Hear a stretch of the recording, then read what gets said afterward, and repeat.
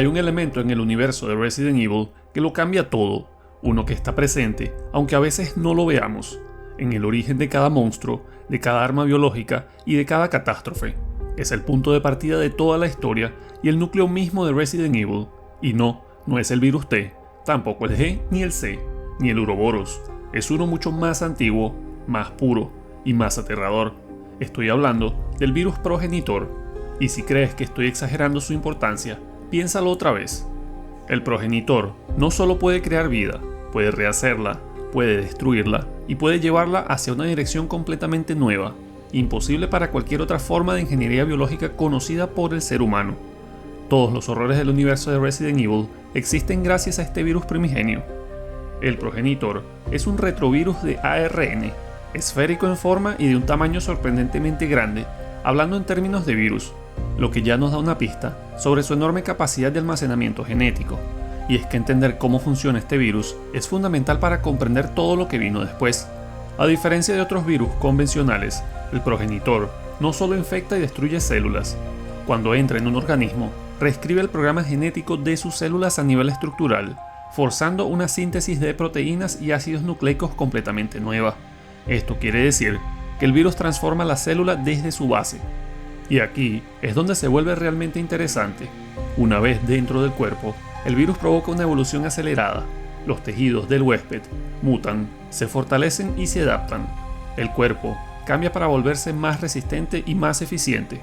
Y si el entorno exige nuevas habilidades, el virus responde con nuevos rasgos, nuevos órganos y nuevas capacidades. Puede incluso recombinar el ADN de distintas especies, dando lugar a quimeras estables como los conocidos Hunters. Este fenómeno es lo que Umbrella denominó el factor de mutación del ADN, y su potencial es prácticamente ilimitado.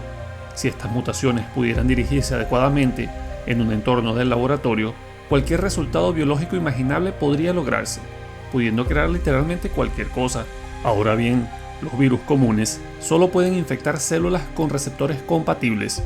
Es por eso que, en la naturaleza, la infección cruzada entre especies es algo raro, pero el progenitor rompe esa regla. Este virus puede infectar bacterias, hongos, plantas, animales y cualquier forma de vida basada en células. No solo eso, también puede invadir cada sistema del cuerpo, desde el músculo hasta los nervios. En esencia, es una llave maestra para toda la vida terrestre, y eso tiene una razón. Muchos tienen la creencia de que este es un virus nuevo, creado por Umbrella, pero esto no es así. El progenitor es un fósil viviente, un vestigio de la era en que la vida apenas comenzaba a existir. Mucho antes de que surgieran los animales, o siquiera las plantas, este virus ya estaba allí, interactuando con microbios primitivos y forzando mutaciones que eventualmente dieron lugar a las primeras células complejas. Pero a medida que la vida evolucionó y se volvió más compleja, también se volvió más vulnerable a las mutaciones extremas, y lo que antes era una herramienta de evolución pasó a ser una amenaza. Las mutaciones provocadas por el progenitor comenzaron a destruir las células en lugar de mejorarlas, provocando necrosis. Aquellos organismos que sí sobrevivían a la infección quedaban en estados alterados, debilitados o convertidos en depredadores hiperagresivos con un metabolismo descontrolado. El ejemplo más evidente de esto es el zombie. Sí, los mismos que asociamos al virus T, pero en realidad, esta condición ya era una manifestación común de la infección por el progenitor. Con el tiempo, incluso estos resultados se volvieron más raros, y en la mayoría de los casos, el virus causaba la muerte casi inmediata del huésped. Pero cuando el virus fue redescubierto por el ser humano moderno, ya quedaban muy pocos rastros de su existencia. Solo una cepa conocida sobrevivió a la extinción, la que se encuentra en la flor escalera del sol, en una caverna oculta en África Occidental. La flor que contenía el virus progenitor no era una planta común, poseía una resistencia fuera de lo normal y era capaz de crecer en condiciones extremas, incluso bajo tierra, aislada del sol. Pero lo más sorprendente es que incluso las versiones de esta flor, que ya no contenían el virus, seguían mostrando una vitalidad aumentada, como si el progenitor hubiera alterado permanentemente su genética. Esta cepa específica del progenitor fue aislada en su estado más puro, pero se descubrió que algunos humanos, aquellos con una composición genética especial, podían sobrevivir al proceso de infección. A estos individuos no solo no los mataba el virus, sino que lograban algo extraordinario: subyugar su agresividad, domar sus mutaciones y obtener únicamente sus beneficios. A este fenómeno se le llamó adaptación, y a los pocos que la lograban se les conoció como humanos progenitores. Estos humanos eran algo más que simples sobrevivientes, eran seres que alcanzaban un estado de inmortalidad biológica, dejaban de envejecer y adquirían fuerza, velocidad, reflejos, resistencia, capacidad de curación e inteligencia muy por encima de lo común. Incluso se llegó a especular que algunos podrían desarrollar habilidades psíquicas como la telepatía o la piroquinesis. Su aspecto se mantenía casi intacto, con una única excepción, una mutación en los ojos.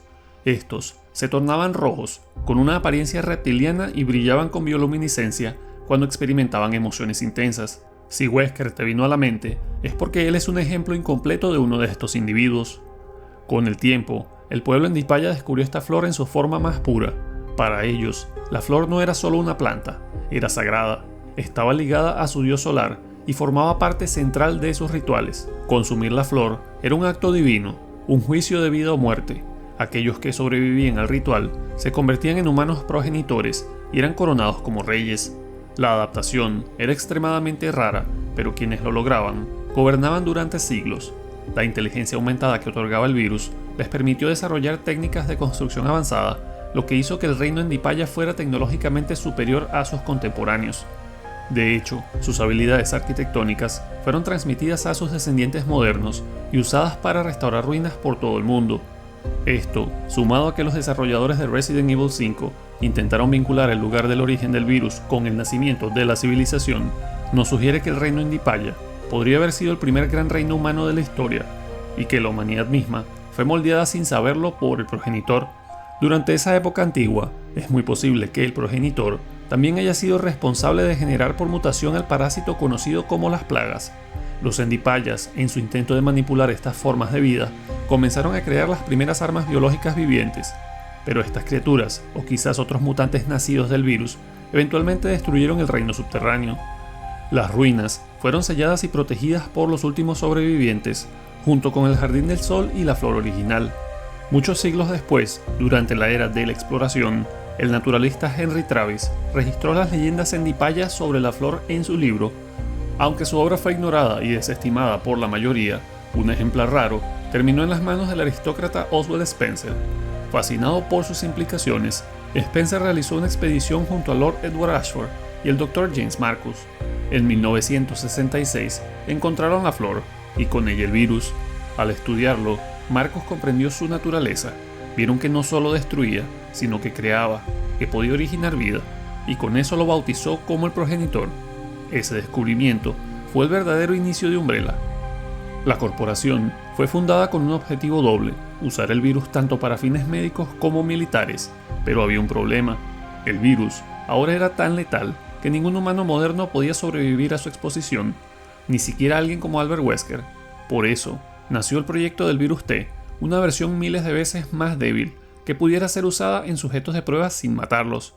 Spencer, obsesionado con la inmortalidad y con su plan de crear un nuevo mundo gobernado por seres superiores, inició lo que luego sería conocido como el Proyecto Wesker. En julio de 1968, Edward Ashford fue víctima de un accidente orquestado por Spencer y murió a causa de una infección del virus progenitor.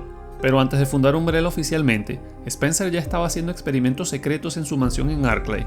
Allí creó las primeras variantes débiles del virus, que son la tipo A y tipo B, y las usó en plantas y en la familia Trevor.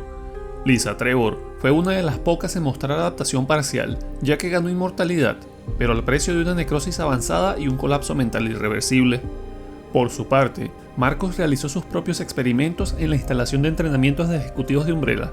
Allí, descubrió que los artrópodos y anélidos tenían más éxito como huéspedes, en especial las sanguijuelas, que mostraban una capacidad de adaptación parecida a la de la flor. Con ellas, creó una nueva criatura, muy diferente de una simple sanguijuela, portadora de un virus recombinado, que a partir de ahora sería conocido como el virus T. Este nuevo virus, más débil, podía infectar animales y eventualmente humanos. En 1988, un equipo del Servicio de Seguridad de Umbrella se infiltró en el laboratorio y abatió a Marcus. Birkin y Wesker acompañaron al escuadrón y recopilaron rápidamente toda la información de investigación relevante para sus propios proyectos en el laboratorio Arklay. El cuerpo de James Marcus, junto con especímenes no deseados como la reina sanguijuela, fueron desechados, pero sin que los agentes involucrados lo supieran. La reina sanguijuela entró en su cuerpo y fusionó su ADN con su genoma, asimilando sus recuerdos al absorber sus neuronas. Años después, Alexia Ashford usaría el progenitor como base para el virus T. veronica, mientras que la cepa que alteró a Lisa Trevor se convertiría en el prototipo original del virus G. Para mantener el control absoluto sobre el progenitor, Umbrella centralizó toda su producción en un laboratorio oculto en África, justo donde estaba el Jardín del Sol. Aunque eventualmente lograron reproducirlo en el laboratorio, nunca se permitió su producción en otro lugar. El virus T pasó a ser la base para la mayoría de las nuevas cepas, mientras el original permanecía en las sombras. Después del incidente de la destrucción de Raccoon City en 1998, los secretos más oscuros de Umbrella salieron a la luz. El mundo conoció finalmente la verdad, los experimentos ilegales, las armas biológicas y un virus que había transformado una ciudad entera en un infierno. 5 años después, en 2003, la compañía colapsó, pero su legado no murió con ella. Spencer, el último de sus fundadores, se aseguró de que al menos un secreto quedara enterrado: el laboratorio de África, el único lugar en el mundo donde aún existía el virus progenitor en su forma pura. Para proteger su localización, Spencer ordenó eliminar a todos los empleados que sabían de su existencia, todos menos uno, un tal Carlos M., quien fue capturado e interrogado por Albert Wesker y por la corporación Tricell, quienes usaron la información para localizar el Jardín del Sol y recuperar la cepa original del virus. Con ella, crearon el virus Uroboros, además de otras armas como el líquer beta y el fármaco de control mental P30. En 2009, la BSAA, que es la Alianza de Evaluación de Seguridad contra el Bioterrorismo, encontró el Jardín del Sol. Desde entonces, su destino permanece desconocido, pero lo que sí sabemos es que el factor de mutación del ADN del progenitor vive en decenas, si no cientos de virus artificiales que circulan hasta hoy. Y no solo lo hace a través de otras cepas. El progenitor moderno tiene efectos secundarios muy específicos y peligrosos en los huéspedes. El más común es un metabolismo descomunalmente alto que exige cantidades masivas de energía. Esto deja al infectado atrapado en un estado de hambre perpetua, que muchas veces se transforma en canibalismo. La necrosis es otro síntoma recurrente: piel pálida, venas ennegrecidas, tejidos expuestos, todo causado por un cuerpo que no puede soportar las mutaciones rápidas o por un metabolismo que empieza a devorarse a sí mismo. La agresión es casi universal, alimentada por cambios hormonales, hambre constante y nuevos requerimientos dietéticos. Algunos experimentan fiebre, picazón extrema y crecimiento anormal debido al aumento de la hormona del crecimiento. Esto es visible sobre todo en artrópodos, pero también ocurre en mamíferos y reptiles. Las garras se desarrollan a través del crecimiento óseo en los dedos y la fertilidad cambia drásticamente. Los artrópodos se vuelven más fértiles, mientras que los mamíferos quedan estériles. Quizá por eso, los reyes en Dipaya no gobernaban por linaje. Como ya dije antes, el virus también puede afectar el cerebro. Algunos sujetos ven su capacidad intelectual aumentada, otros en cambio sufren un colapso mental. Los ojos se vuelven rojos por la ruptura de vasos sanguíneos y a veces desarrollan pupilas reptilianas o incluso bioluminiscencia. En los casos más extremos, el corazón puede crecer tanto que atraviesa el torso y la respuesta autoinmune del cuerpo lleva a una inflamación severa, que termina en la muerte. Esta inflamación es lo que da lugar a esas venas negras, visibles en tantas de las criaturas de los juegos, ya que la mayoría de los virus fueron creados en base al progenitor. Pero hay otro efecto más desconcertante: el virus puede regenerar tejido muerto, no solo curar heridas o enfermedades como el cáncer, sino literalmente reconstruir el cuerpo desde una célula, cosa que se pudo ver en el virus Cameron, que estaba basado en el virus G. Su potencial regenerativo roza lo sobrenatural. En teoría, alguien infectado con el progenitor y que se haya adaptado a él podría volver de entre los muertos. En las palabras de Spencer, las cepas derivadas del virus podrían detener el envejecimiento al evitar el acortamiento de los telómeros, y aunque pocos sobreviven al virus puro, sus efectos en el cuerpo son siempre extremos. Los tejidos se refuerzan, músculos, hueso, piel, todo puede alcanzar niveles sobrehumanos. Las fibras musculares se adaptan, incluso en organismos gigantes como los artrópodos, y pueden soportar su propio peso sin colapsar. La piel puede volverse tan resistente como un blindaje, e incluso ofrecer cierta protección contra explosiones o productos químicos. Sin embargo, son muy pocas las criaturas modernas que fueron creadas directamente con el progenitor. En su lugar, se han usado cepas debilitadas, capaces de crear armas biológicas más estables, pero una excepción notable es Lisa Trevor. Lisa fue infectada con una de las primeras variantes atenuadas, la cepa tipo B. Aunque no recibió el virus progenitor puro, su versión apenas había sido modificada. Los efectos fueron devastadores: necrosis avanzada, daño cerebral irreversible, deformaciones faciales y crecimiento anormal. Su cuerpo se estiró, sus extremidades se alargaron y desarrolló una prominente masa ocular en la espalda, pero también adquirió una resistencia extraordinaria. Lisa se volvió casi inmortal. Su cuerpo podía resistir otros virus, regenerarse tras heridas extremas e incluso adaptarse a parásitos como el Némesis Alpha, que absorbió, desarrollando tentáculos en su espalda como resultado. Lisa también mostraba un comportamiento trágico. Su mente fragmentada la llevaba a confundir mujeres con su madre, a quien creía que le habían robado la cara. Ella las mataba y les arrancaba la piel del rostro, que luego usaba esperando el día en que pudiera reunirse con su madre para devolvérsela.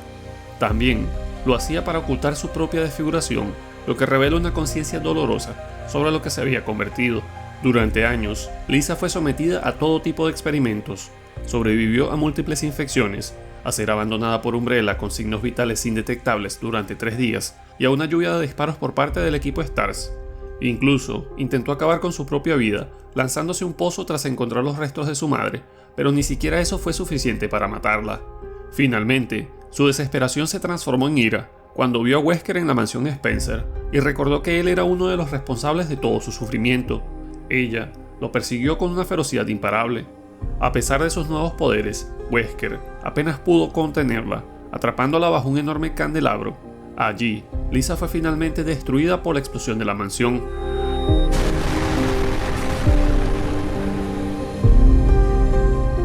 En los últimos días de vida de Spencer, mientras su imperio se desmoronaba y los errores del pasado regresaban para cobrar su deuda, su leal mayordomo Patrick tomó una decisión desesperada. Él quería evitar lo inevitable al crear un virus de inmortalidad, y para ello usó lo único que le quedaba: los prisioneros olvidados en las mazmorras bajo el castillo Spencer. Allí, inyectó a los cautivos con una cepa desconocida del virus progenitor. Algunos se convirtieron en entes parecidos a zombies, pero otros mutaron en algo mucho peor y se convirtieron en los blobs. Estas criaturas no eran simples mutaciones deformadas, ya que tenían sus rostros completamente atrofiados por una boca con forma de anguila lamprea, y se ocultaban bajo una capucha que les cubría la cabeza. Sus espaldas estaban cubiertas por un gigantesco tumor, tan pesado que los obligaba a andar encorvados, y en ese crecimiento grotesco brillaba un ojo, rodeado por pus ácido que podían expulsar como arma, quemando todo lo que tocaba. Armados con enormes anclas oxidadas, demostraban una fuerza sobrehumana. Algunos escaparon por su cuenta, otros fueron liberados, directa o indirectamente por Albert Wesker. A pesar de sus cuerpos deformes y las pesadas anclas que cargan, los blobs tienen una agilidad sorprendente, son capaces de saltar grandes distancias, y aunque sus ojos parecen ausentes, no tienen problema en detectar y perseguir a sus presas. Lo más inquietante es que no sabemos con certeza qué virus los creó, solo que fue una variante del progenitor. Las teorías más probables son varias. Podrían haber sido infectados con la cepa tipo B del virus, la misma que se usó originalmente en Lisa Trevor, y la verdad, hay similitudes notables, como los ojos en la espalda, la descomposición y el crecimiento anormal. Es posible que Spencer intentara replicar a Lisa, quien fue la primera en acercarse a la inmortalidad. También es posible que Spencer haya logrado debilitar el progenitor puro hasta crear una nueva cepa, una especie de tipo C, o tal vez intentó volver a usar el prototipo del virus G derivado de Lisa y generar mutaciones similares, ya que cuando Birkin mutó, también desarrolló una boca similar, y los cuerpos de los adultos G tenían enormes masas oculares en sus espaldas. Incluso existe una referencia de que el virus G debía otorgar inmortalidad, pero sin William Birkin, Spencer tuvo que improvisar. Esto concuerda con el hecho de que el DLC de Resident Evil 5, Lost in the Nightmares, se basa en el contenido descartado de Resident Evil 3.5, donde Spencer experimentaba con el virus G en su castillo, lo que significaría que los zombies letárgicos del lugar no son simples cadáveres, sino precursores de los zombies G. Y por último, no podemos descartar que los blobs sean el resultado de una fusión de múltiples virus, tal como ocurrió con Lisa Trevor, una mezcla entre el progenitor, el G y tal vez incluso algo más. Pero si los blobs fueron un intento fallido de replicar a Lisa, entonces los Licker Beta fueron un experimento con una visión mucho más específica. Los Lickers originales, ya deformados por el virus T, eran considerados una línea evolutiva muerta, pero su resistencia a otras infecciones los convirtió en candidatos ideales para una nueva prueba con el progenitor. El resultado fue el Licker Beta, una versión alterada más musculosa y más agresiva. Al igual que los anteriores, los Lickers Beta carecían de vista, pero sus sentidos se agudizaron aún más. Sus corazones crecieron tanto que comenzaron a sobresalir del pecho, convirtiéndose en su punto débil. Sus lenguas se alargaron, sus músculos se hipertrofiaron y sus garras se desarrollaron aún más. Curiosamente, sus dientes eran menos prominentes que los de los líqueros originales, pero más simétricos. Sin embargo, el cambio más interesante fue otro, ya que gracias a los efectos del progenitor sobre la fertilidad, los Lickers Beta desarrollaron la capacidad de reproducirse entre sí y ya no era necesario clonarlos. Debido a esto, comenzaron a ser vendidos en el mercado negro como reemplazo de los Lickers tradicionales, ya que se volvieron más baratos, más controlables y más eficientes.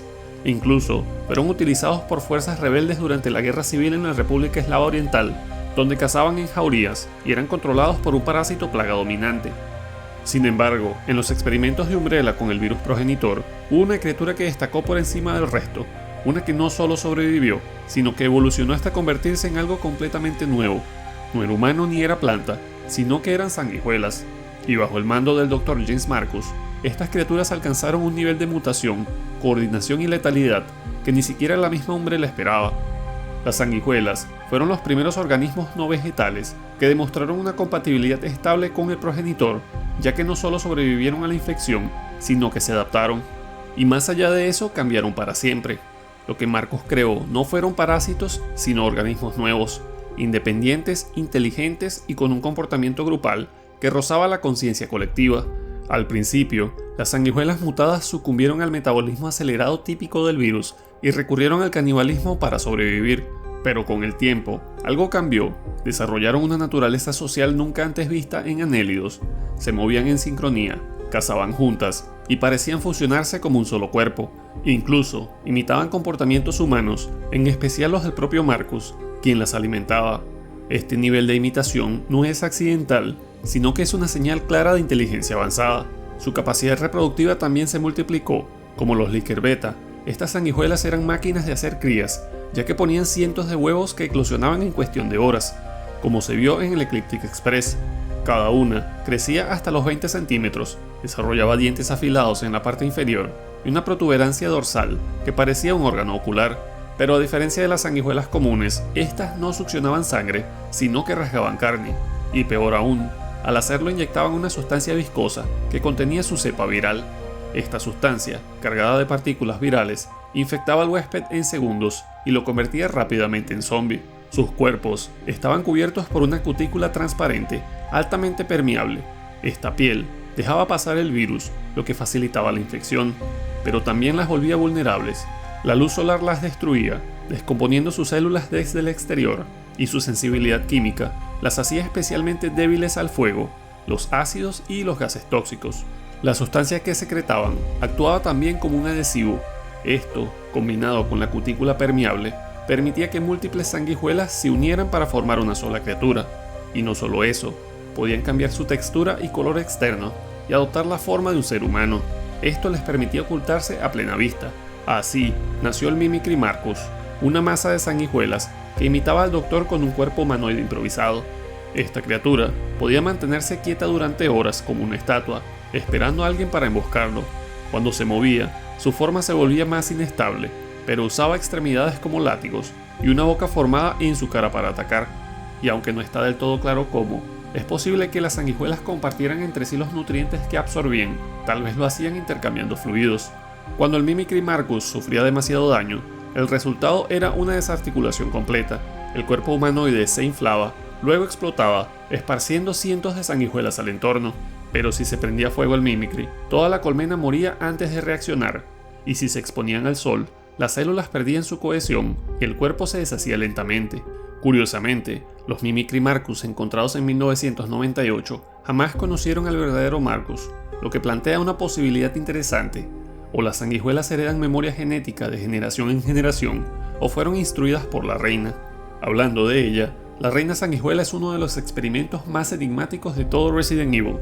Aunque técnicamente fue creada con el virus T, hay que recordar que este surgió del progenitor, así que su origen sigue estando vinculado al virus primigenio.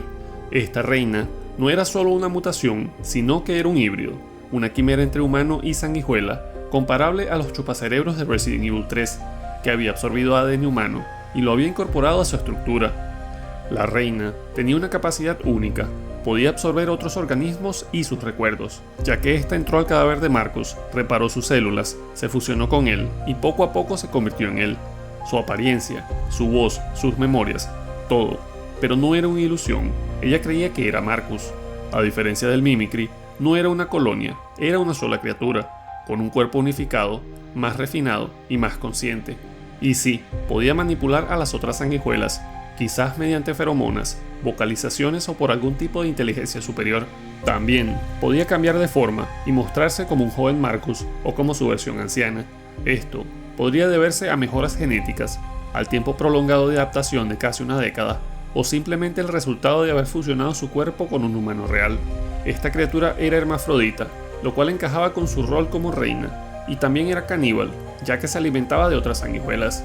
Cuando finalmente abandonó su disfraz, la reina mostró su forma real, que es una masa de carne con forma humanoide y múltiples bocas y tentáculos. Luego de ser dañada en un enfrentamiento con Rebecca Chambers y Billy Cohen, entró en un estado B-Act, que es la reactivación del virus, y mutó. Se volvió 10 veces más grande, perdió su forma humana y se transformó en una abominación amorfa. Su fuerza se incrementó, devorando a más sanguijuelas, y ahora podía lanzar ácido digestivo como ataque. En esta forma, era prácticamente indestructible por medios convencionales, pero su talón de Aquiles seguía siendo la luz del sol. Exponerla a los rayos ultravioleta comenzó a destruir su piel, y en ese momento, Billy Cohen aprovechó para dispararle con un poderoso revólver Magnum, y con esto, la reina cayó, y fue finalmente incinerada junto con toda la instalación de tratamiento.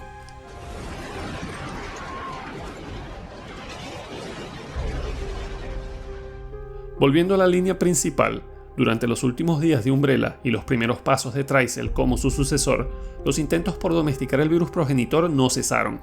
Trycel sabía que el progenitor en su estado puro era demasiado letal para producir armas biológicas viables, pero también sabía que si lograba hacerlo más compatible con el cuerpo humano, podrían crear el virus definitivo, el Uroboros.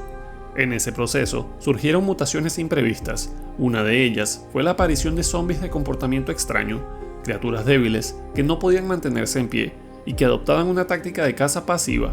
Se quedaban inmóviles o acostados esperando a que su presa se acercara, y entonces atacaban.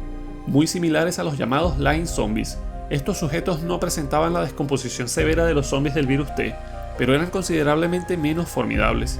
Y por último, entre los experimentos paralelos, uno de los más siniestros fue la creación de una droga experimental, conocida como P30.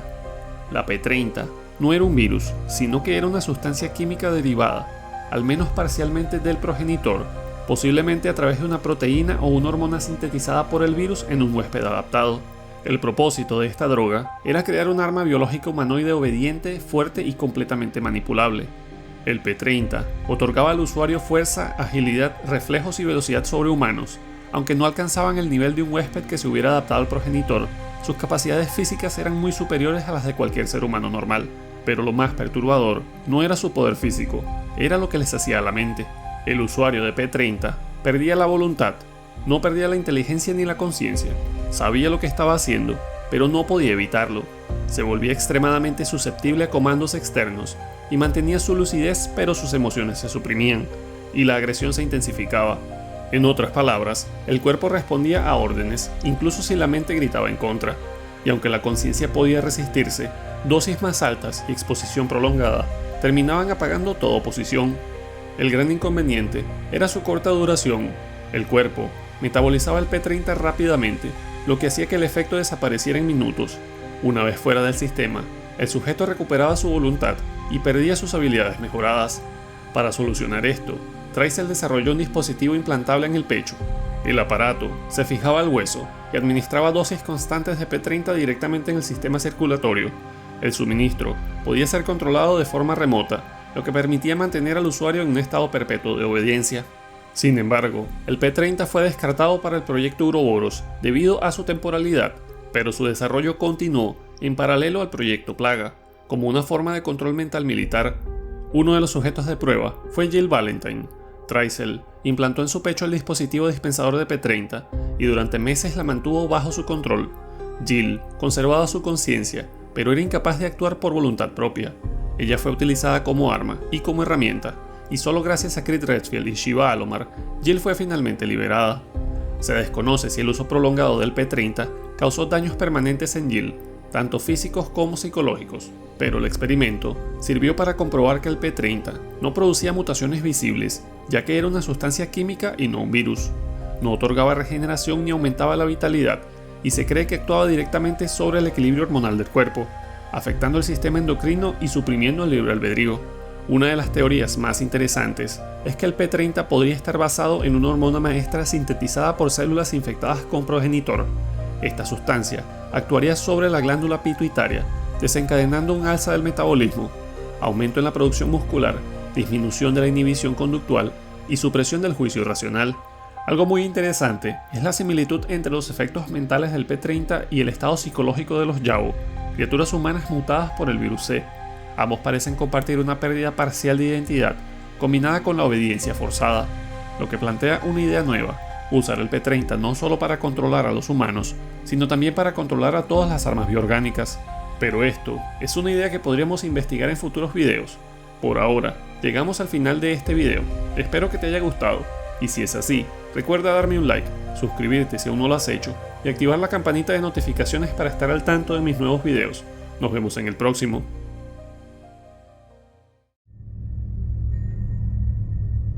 Hey, aún no te vayas. Si te gustó mi video, me gustaría recomendarte este video, o este otro video que está muy interesante.